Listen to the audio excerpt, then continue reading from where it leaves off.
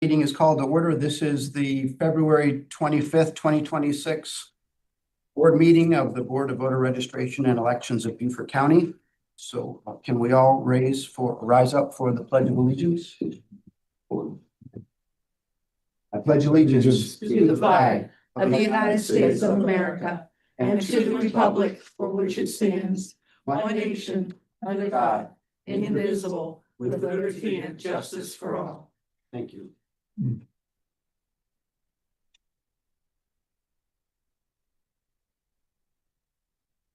Okay, for starters, I would like to make an introduction here, and I'll make some remarks that are similar to those that I delivered to County Council on Monday evening. So on behalf of my fellow board members, we're here today to do something we have not done since 2013, and that is introduce a new director of the Voter Registration and Elections Department. Let me begin with a bit of context. With about 140,000 registered voters, Beaufort County is the 9th largest county in South Carolina by that metric. We also have a uniquely senior electorate with 43% of registered voters age 65 and older, many of whom serve as dependable citizen poll workers and ranking us first in the state by that demographic. Our county consistently ranks in the top 10% statewide for voter turnout. Over the past 4 presidential cycles, voter participation has increased by 42%. In 2024, roughly 105,000 voters cast their ballots, representing about 62% of our county's adult population. That level of engagement is only possible with county-wide community support. Our professional staff of 11 expands on election day to hundreds of poll workers. In November 2024, more than 800 citizens staffed 126 precincts. We are grateful for their commitment to training and long election day hours. Elections are important to everyone, and I cannot think of another activity sponsored by Beaufort County that employs as many as 800 citizens at one time and engages 100,000 residents voluntarily for a single event. And this year, with both a primary and a general election, we will do it at least twice. With that context in mind, our board took very seriously the responsibility of selecting a new director. We reviewed more than 30 applications, some from seasoned election professionals and others from outside the field, but with exceptional leadership credentials. Before speaking about the future, I want to acknowledge the leaders and staff who came before the new director. Their dedication built the foundation on which our election operations stand today. The professionalism, institutional knowledge, and commitment of this team have served Beaufort County well, and we are grateful for that service. At the same time, every organization benefits from fresh leadership, renewed energy, and a clear vision for continuous improvement. Ms. Jean Felix represents that next chapter. The board was impressed by Jean's communication skills, enthusiasm for public service, and commitment to election integrity and continuous improvement. As outreach coordinator, Jean strengthened poll worker training, helped develop a poll clerk program that is now of interest to the State Election Commission, and led recruitment, scheduling, and training efforts across the county. She also expanded outreach through community forums, which have already achieved record participation. Jean understands the board's vision for a high-performing department and has already begun implementing it. Under her leadership, operations will emphasize professional management, accountability, robust processes, and effective communication. Respectfully, this will not be business as usual, but rather business done deliberately, collaboratively, and with continuous improvement in mind. Jean is committed to strong partnerships with the County Administrator's Office, the State Election Commission, and hundreds of citizen poll workers who make elections possible. So on behalf of the Board of Voter Registration and Elections of Beaufort County, it's my honor to introduce our new director, Ms. Jean Felix. Thank you. Welcome.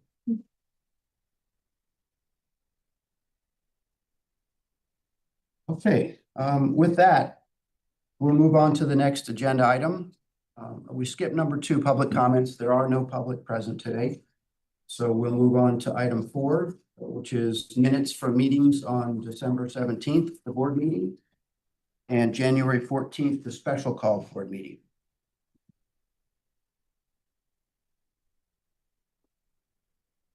So do I have a motion to accept the December 17th meeting minutes as written? So made. Second. Second, all in favor? Aye. All opposed? Okay, how about the meeting minutes for January 14, the special call board meeting? You have a motion? So made. Second. All in favor? Aye. Okay. That brings us to section 4, the committee reports.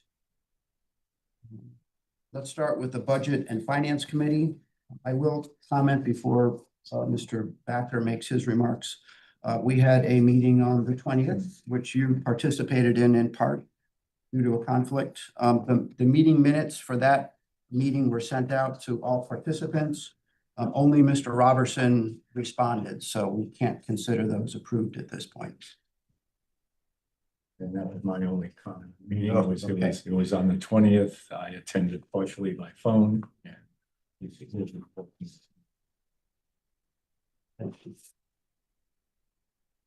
Next is Facilities Committee, Mr. Sawicki. Okay, we just concluded a meeting about an hour ago.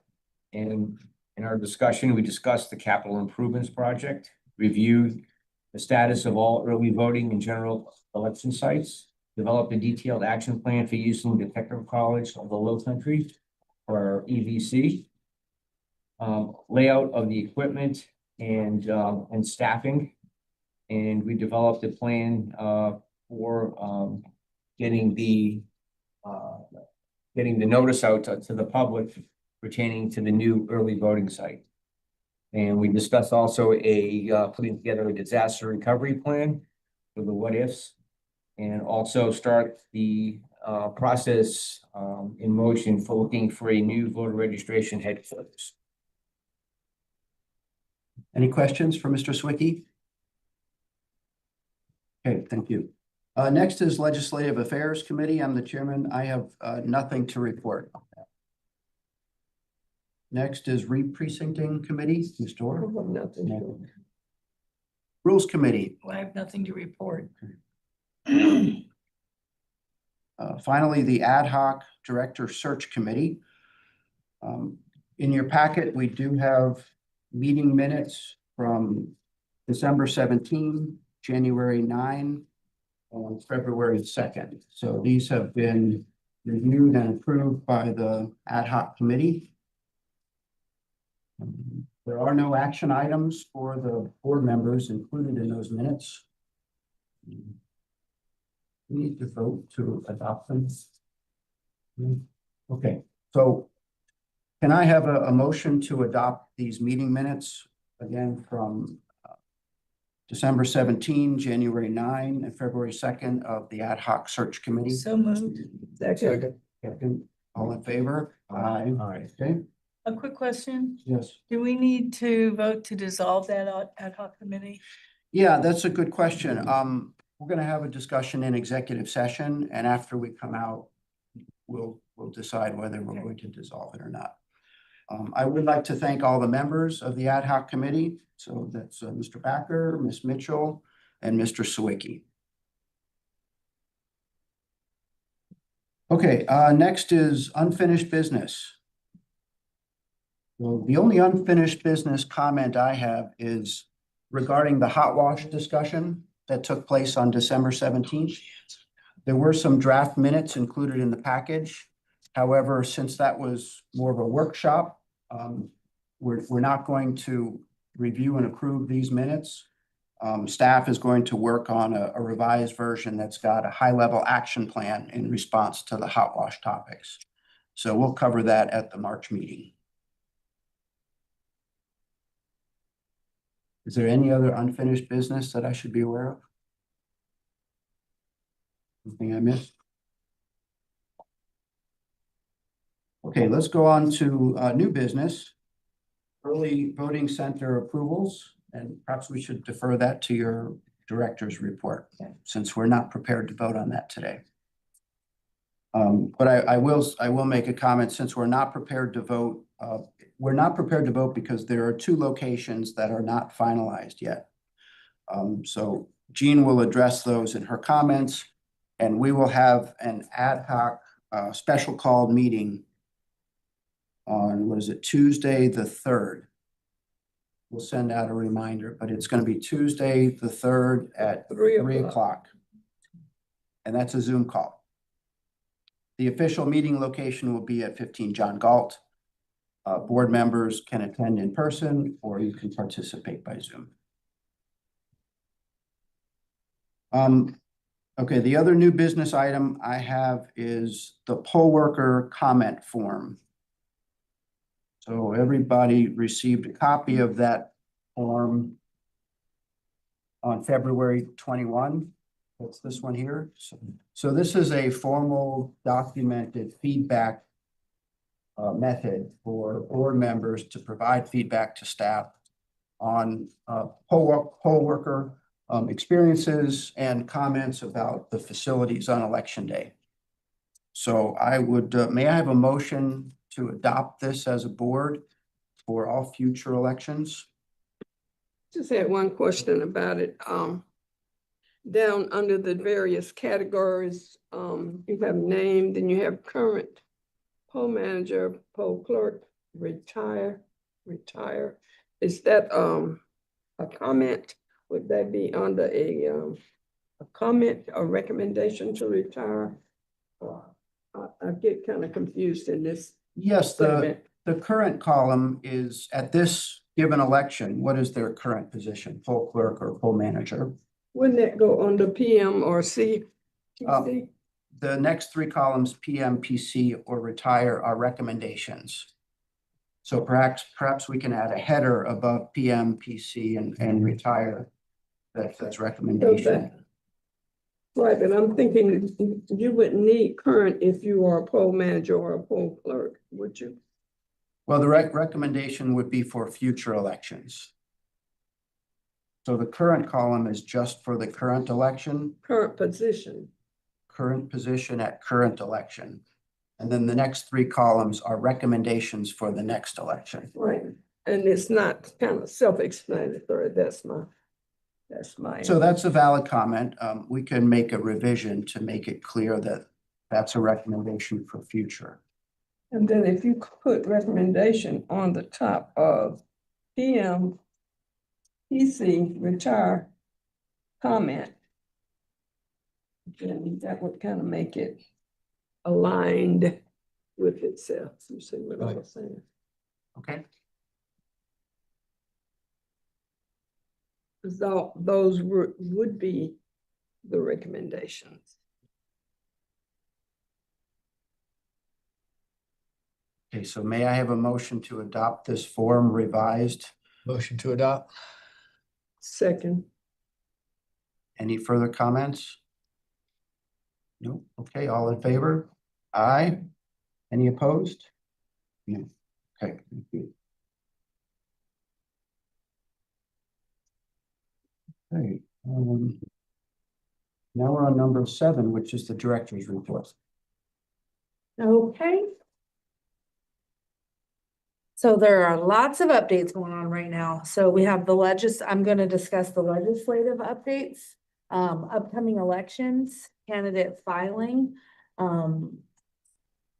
capital improvement projects, scare update, clerk hands-on training, community forums, new poll worker training, and then miscellaneous updates that I have.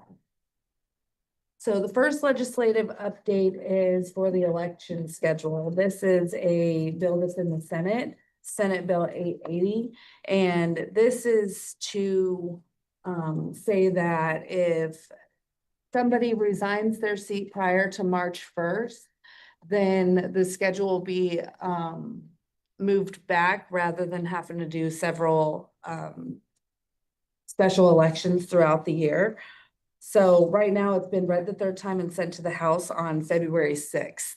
So we'll have to see what the House does with it. The next one, H3551, this was actually one that was brought up by the legislative panel at SCARE also.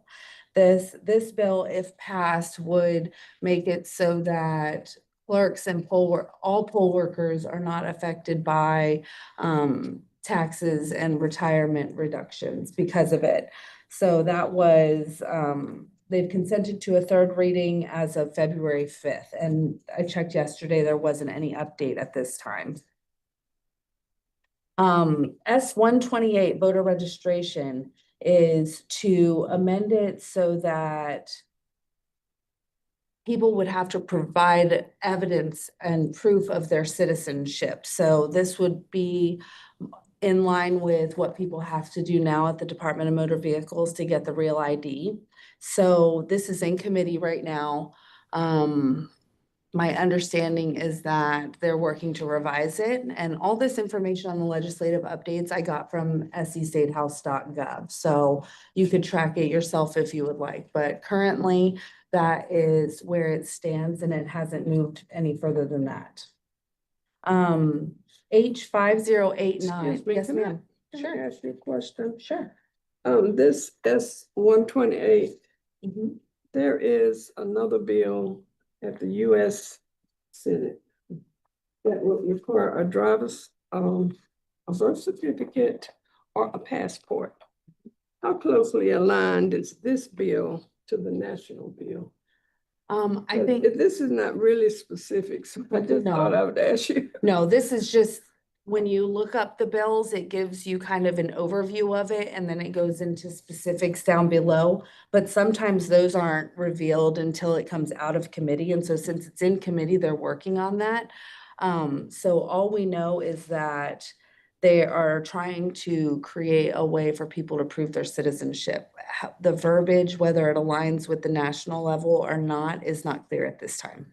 But you're saying that the current forms of ID, well, how will that impact that? Is there any discussion, any way we can find out what discussions are being? We would have to get a hold of the legislators that are in that committee.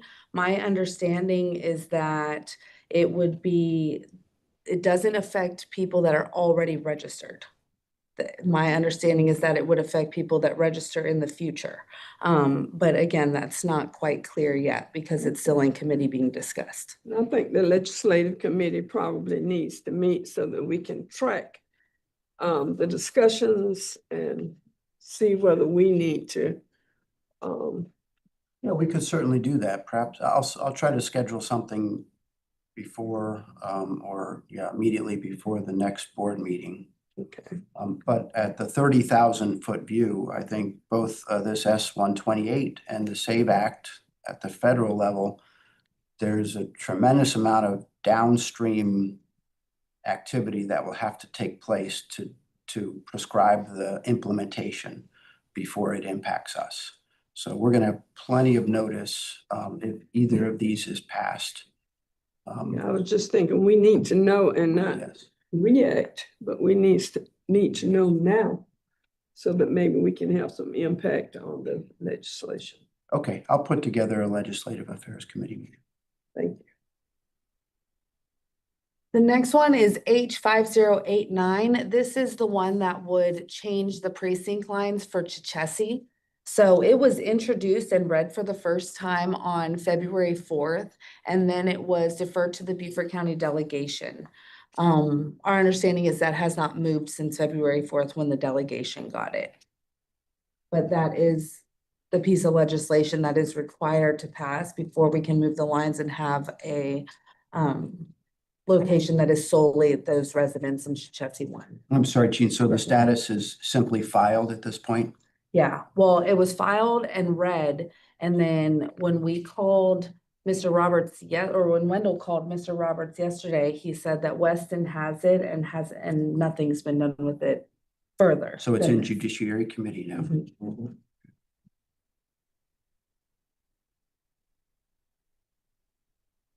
Jesse. And then bills to watch, these two go hand in hand, H3643 and H3310. They're two separate bills, but this is the one that these bills require closed primaries and for voters to register by party. Which would change how we assign poll workers. And like I said, there's been no movement at this time. They've just been filed. And right now people are requesting to be added to it, but nothing has happened to push this forward at this time. Upcoming election. So May 12th, School Board District 9 special election. This bill or this election affects 11,437 voters. Early voting will be April 27th to May 8th, Monday through Friday from 8:30 to 5. We've scheduled those mandatory briefings, both of them, since it affects a smaller number of voters and therefore a smaller number of poll workers. To April 16th, we'll have a 10 a.m. mandatory briefing and a 1 p.m. mandatory briefing. My recommendation is that we only have one early voting center for this election since it affects such a small portion of Bluffton. The downside to that is Bluffton Early Voting Center is up in the air. We don't know where it will be yet. So you can't really vote on what location we'll use because we don't have a Bluffton location at this time. So we'll table that and cover it on the 3rd. Correct. The locations that are listed on there are the locations and precincts that are affected by this election. Those are the locations where those voters typically vote on any given election. But 4 of them are schools. We should know by the end of the week if they're going to allow us to use the school. Typically, the answer is no. But we do have a couple of those locations where there's only 300 voters in that location. So we're looking at combining it. So we're hoping to have those locations finalized also by the end of the week so that you guys can vote on them at the special called meeting on Tuesday. What's typical turnout for a special election like this on a school district? Percentage wise, it's This one may be somewhat interesting. The person left early and there was a lot of, women's, you can probably talk about this better than I can. We don't need the details. I just wondered what's the expected turnout out of 11,400 voters? Do you think we might get 1,000 or is that optimistic? we're optimistically thinking a couple thousand. Couple thousand. Maybe 2. It depends on who's running Yeah, too. that's That's the thing. So that's 20%. That's pretty good for a special election. Yep, Depends like on- you said, depends on depends who's on who's running, running. and that candidate filing ends on March 24th. And what are the requirements for absentee voting and our preparedness for that? They would have to call us and request it. Typically, the special elections, the participation is low, so therefore people call us for absentee ballots, but we've been trying to get the word out. The notices have gone out that there is a special election. Chris, do you know if we've gotten any requests for absentee for that election? The ones that we've gotten so far are basically the year-round folks. So of course, they're going to get it for it. We mentioned if they want it while they're requesting for year-round. Specifically for this election only, no, we haven't. But most people are interested in June and November, and if they're in the Bluffton area, we check to see if they're for the school board. Then if they are, we say, well, do you want this for it? And usually they say yes, because like I said, they're the year-round group. Thank you. Okay. Our next election is the June 9th statewide primary. Early voting for that begins, those dates are wrong. The early voting for that is May 26th to June 5th. And that'll be Monday through Friday also from 8:30 to 5. We'll have 4 early voting centers for that one, but again, which ones we don't know because the Beaufort Early Voting Center right now is to be determined. We're in negotiations with TCL to finalize that location, but it has not been done yet. Again, hoping for a resolution by the end of the week. Bluffton, I already spoke on that, and we have been approved for USCB Hilton Head and the St. Helena Library still. Mandatory briefings are also, yes, ma'am. One quick clarification, the early voting actually would start on that Tuesday because of Memorial Day. Yeah, 26. Yes.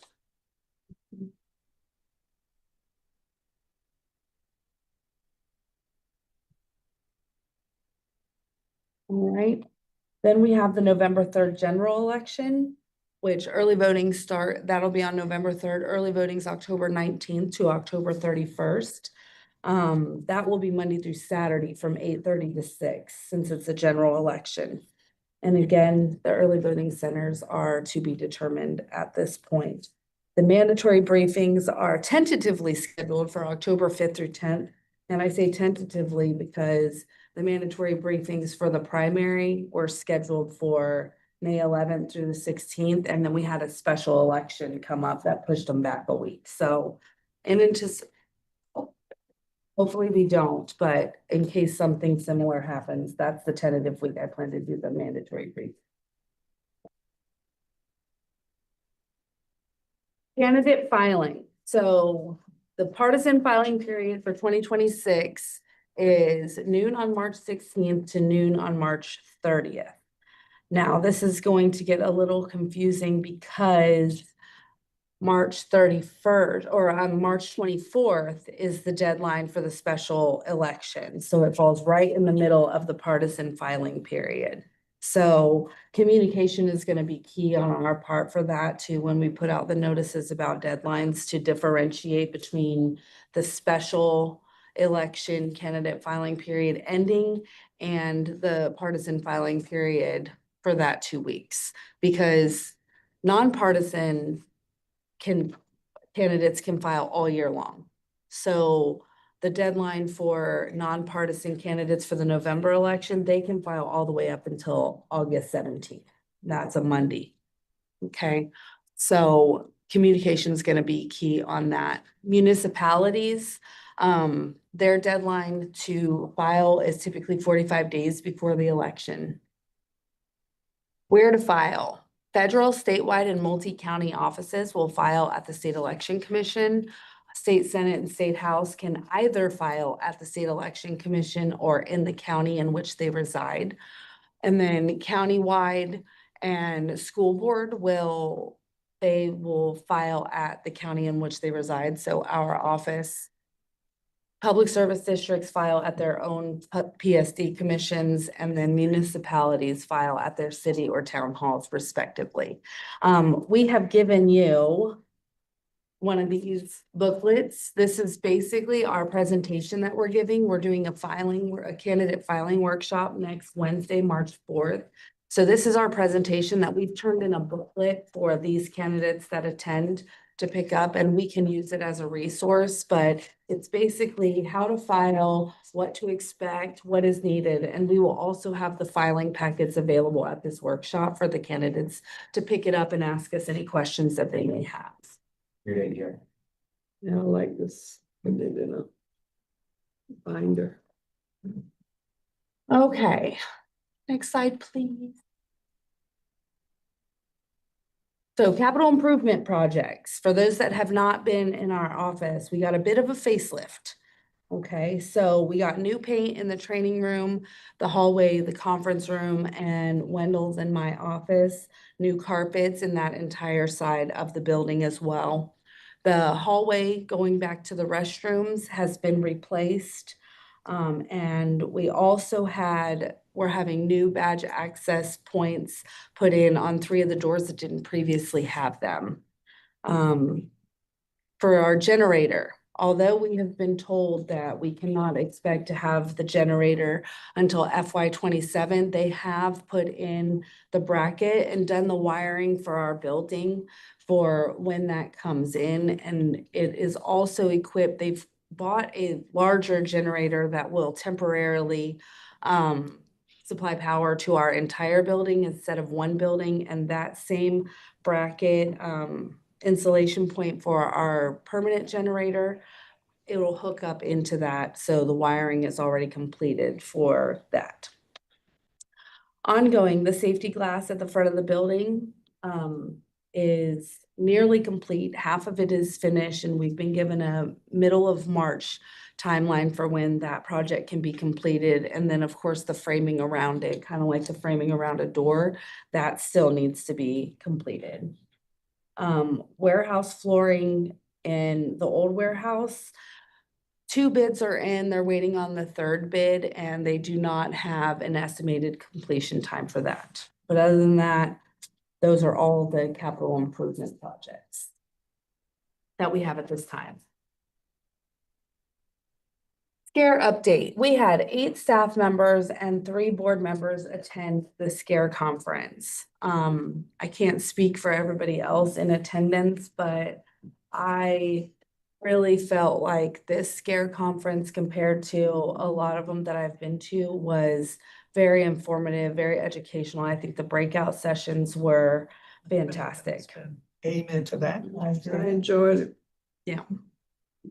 The legislative session touched on a few main things, which was municipal election day, which there is a bill that hasn't moved in a year, which is S-37 up there. And what that is SCARE would like there to be a spring and a fall date that special elections and municipal elections can be held on to alleviate this. Some counties have elections, it seems like every month because of special elections. So that was a topic of discussion. The legislators didn't think that that would move this year, though.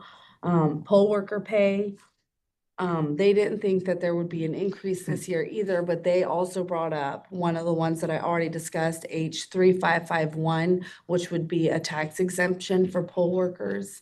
And that was referred to the Committee on Finance on February 10th.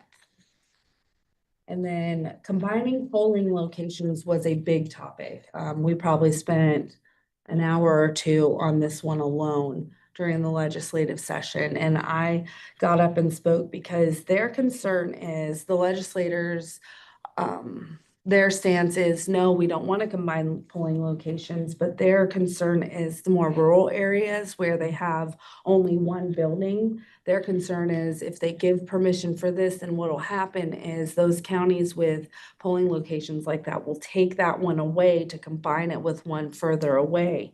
We're trying to make them understand that that's not what we're asking. What we're asking is for the legislation to be changed so that how we combine polling locations in Sun City, because there's no facilities that we can combine in that way. So it was a big topic. There's a lot of concern.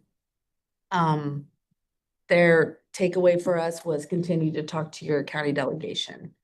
So we will do that. We also, one of the SCARE topics is we would like to start tabulating early voting at the beginning of election day, like we do for the mail-in absentee ballots. They were really hesitant to even talk about it. They said it's not going to happen. They said this is where the conspiracy theorists come out because they're worried that if tabulation on the early voting is done earlier in the day, then word will get out that who is ahead of the race, and therefore it could influence election day voting. That's their concern. Currently, we close the early voting centers at the end of early voting, but we don't close the polls on those machines like we do at all the precincts on election day. So at 7 p.m. when the polls close on election day, that's when the button is pushed, so to speak. And depending on how many voters we had, like we had a significantly high turnout during the November general election in 24, it takes a very long time. So that's why the request was made to start earlier in the day. Legislators have basically said, no, not right now anyways. And then H3518, they brought this one up also, which allows security protection for election officials, harsher penalties. I looked it up. It has not moved in a long time either, but this would allow for certain protections for those that work in the election field. And again, like I said, harsher penalties for those that threaten violence of any kind towards an election official. So they brought that one up and told us kind of keep an eye on it. The key takeaways that I took from SCARE was that we need an updated continuity of operations plan, a COOP plan. I attended every single session on every single day of the SCARE conference, and every single one of them brought this up at one point. So when we got back to the office, it became clear that we don't have an updated one. So we are working on that. I have put Jamie in charge of creating a team to kind of get this together. And I've reached out to some of the other counties that I know have one and are asking for a copy of theirs to help us with the template. I've also taken the template from the U.S. Election Assistance Commission, which is great. I don't know if we can just plug in and use it. I mean, you can, but I'm hoping not to, as someone once told me, reinvent the wheel. But that one is a great resource anyways, because it tells you the who, what, where, and why of that section. So it helps us understand the type of information should be in it. So we're working on that, and we will confer with the county agencies. So the Emergency Operations Center, the Sheriff's Department, the state, Beaufort County Administration on facilities and what they do in emergency situations, and then the fire departments and municipal law enforcement. So we're working on that. I have asked Jamie to we have elections coming up, and I understand that, but we would love to, at least by the end of 2026 calendar year, have a draft completed for you to review by the November election. So that's what we're working on for that. Clerk hands-on training. So we've had 2 sessions already. Feedback is fantastic. This is a comprehensive training that basically 5 of us have developed. Mike, Vernon, Chris, Wendell, and myself all sat together and we created this training. And it's comprehensive from the very first thing that they do as a clerk, which is when we send them their poll worker lists, up until clerk supply drop-offs. 4 of us are training. Wendell and myself are doing the instructional portion of this class, and Vernon and Michael are doing the hands-on practical portion. But like I said, the feedback that we have received from the clerks that have attended so far is very well received. So we had 11 attendees in the first one, and then the one we just had on Monday had 15 originally registered, but we had 14 attendees. 12 of them were clerks, and then we had 2 board members attend those classes. So our goal with these is to increase their understanding, increase their confidence, and to have more trained clerks available, because emergencies happen. So the hardest part is when a clerk has an emergency come up and they tell us that they're no longer available to work at the election, is finding somebody that is capable of being the clerk. So these classes, there's 12 of them total, and I have them listed there, and they're all sorts of different days and times. There are different days of the week. Some are during the day, some are in the afternoon, some are at night, some are on weekends. Because we tried to create a schedule that would allow more people to attend. So the number of slots we had will allow all of our current clerks and up to 35 people that are not clerks already that could be, to take the training so that they're prepared if they're called upon in an emergency situation. All of these classes are at the John Galt office? Yes, because of the amount of equipment required.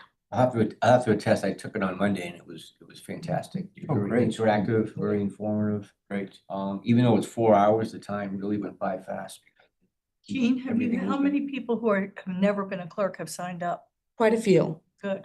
Because I sent out basically a call saying if you, well, basically it says if you would like to be a clerk, or if you've been an assistant clerk, to reach out to me. And so based on the number, based on the experience they have, if somebody's only worked a couple of elections, I ask them to hold off until they've worked a couple more elections. But if they've worked 4 and 5 elections and are interested in being a clerk, I allowed them the opportunity to sign up for a class. So quite a few. If I had to guess off the top of my head, 15 or 20. Okay, that's the number. Can I just say something? Yes. And as Mike said, I attend that class too, and what really impressed me is to see the enthusiasm of the folks that was there. they were really into the machines because they felt like knowing how to put everything back in place and what all to do when they're opening and closing will help to get them out after everything has been closed down. And they were really serious about doing that. And I was walking around looking and listening. And I hope that we have that same enthusiasm going forward. And I will be dropping in.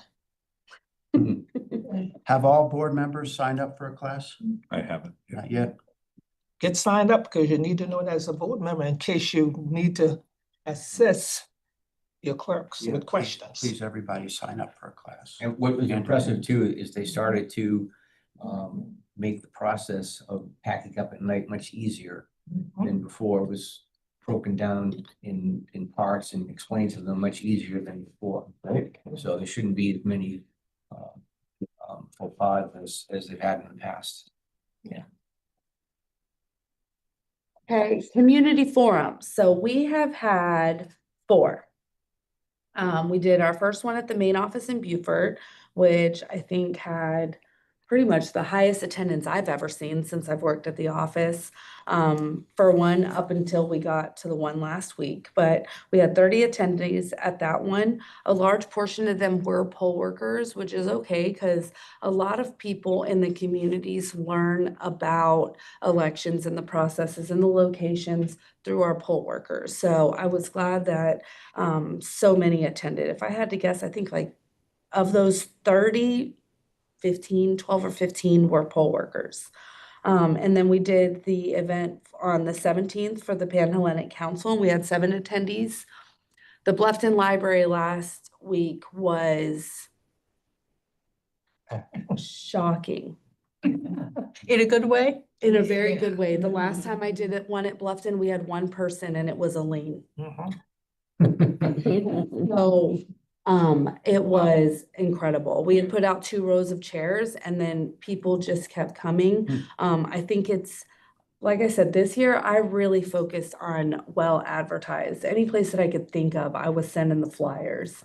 And then the League of Women Voters, they have a North of the Broad and a South of the Broad chapter. So the South of the Broad lady, a lady by the name of, I can't remember if it's Heisey or Heights, but she had reached out to me and she had asked me, this is after she saw the flyer in January, and she had asked me if I would be willing to go to May River High School and speak to the students there because they had developed a League of Student Voters Association there.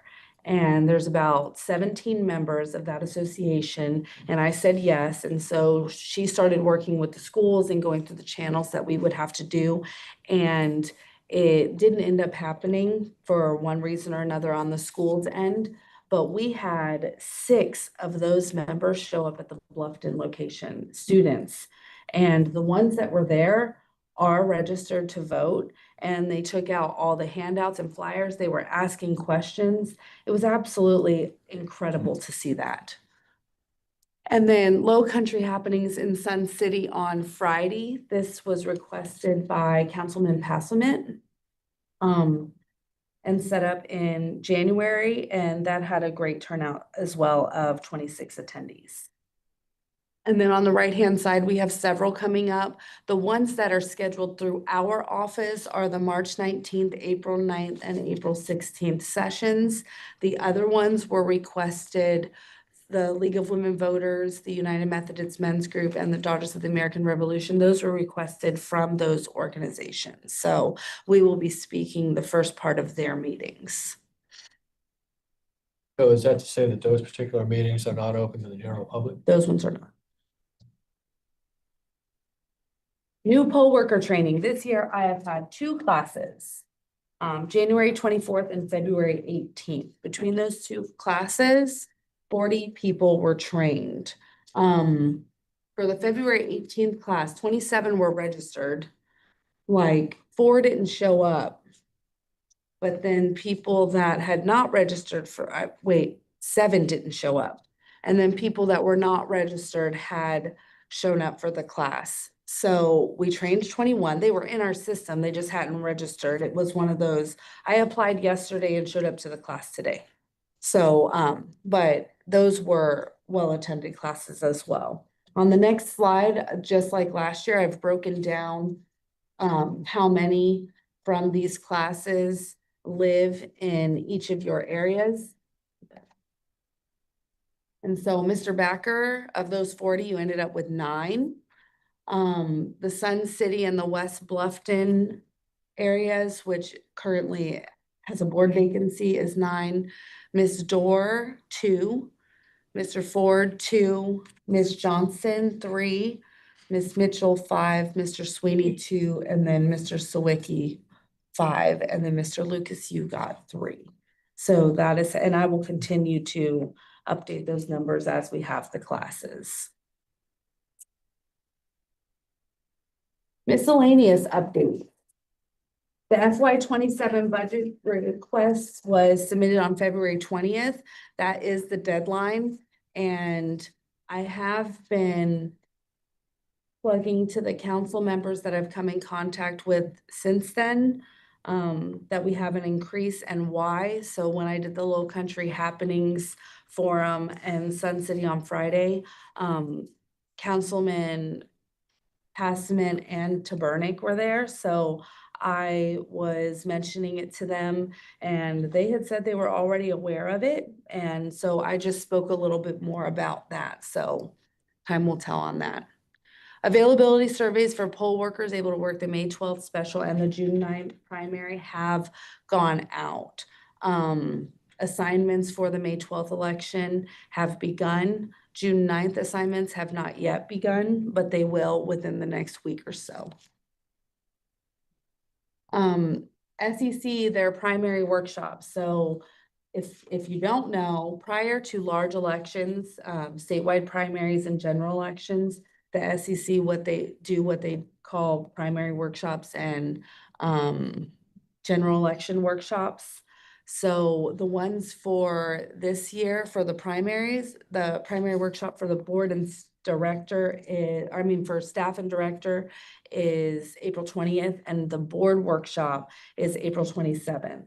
I have put in a request with Bethany Barber, who's in charge of setting up the training classes, to find out how many are going to be allowed, because they usually put a limit on how many can attend from each county. She said at this time she didn't know, but she should know by the time signups are allowed, which is March 12th. So Any chance we could attend virtually? not typically. Typically it's an in-person, but I will double check on that. So the April 27th one will be in Columbia. It will be. Jean, if there's an opening, I'd be willing to attend. Okay. I haven't gone to one yet. I would like to attend to this. Usually a lot of information is rapidly presented and you just really have to focus all day. But they take up every minute of the day. Does that count? If he attended, would it count as part of Mr. Lucas's We asked that last year, and no, it doesn't, unfortunately. getting, it doesn't count for getting certified? Yeah. So, as soon as I know how many staff and director they're gonna allow to attend from our county and how many board, I will reach out to you all and we can figure out, or you guys can figure out amongst yourself who will attend, and we'll get you registered for it. Okay? And that is all I have. Does anybody have any questions? Very good, thank you. You're welcome.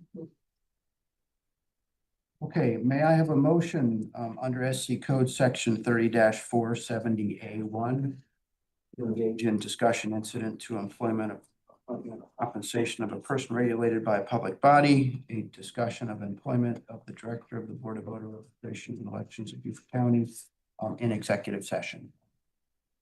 Mr. Lucas, second. Second. All in favor? Aye. Okay. Cool.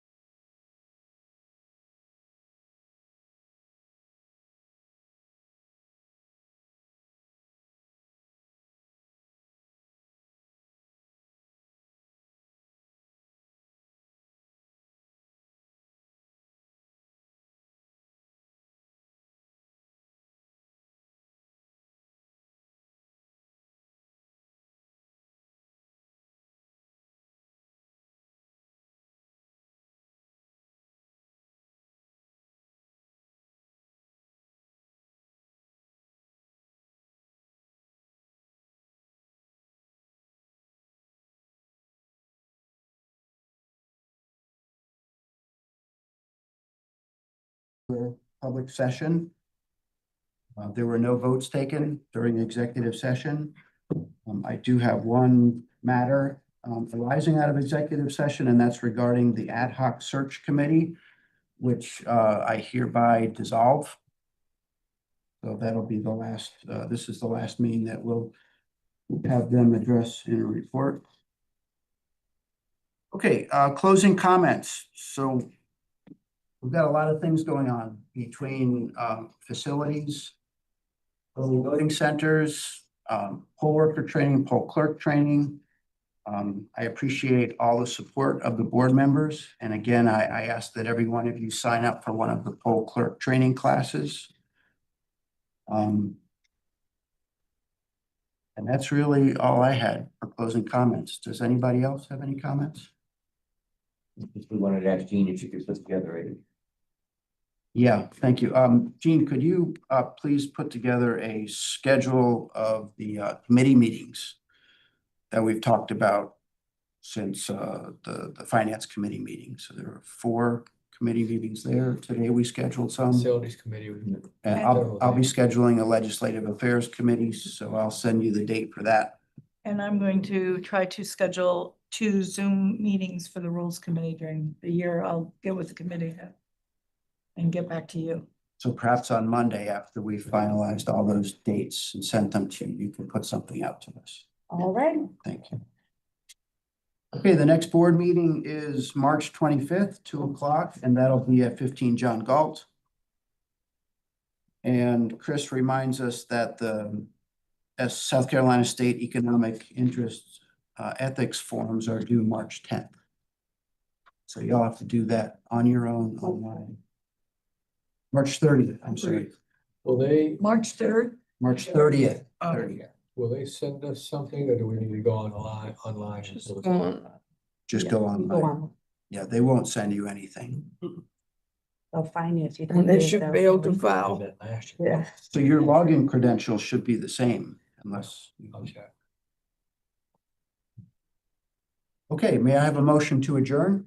Motion to make. Second. All in favor? Aye. Aye, okay, meeting adjourned. 3:21.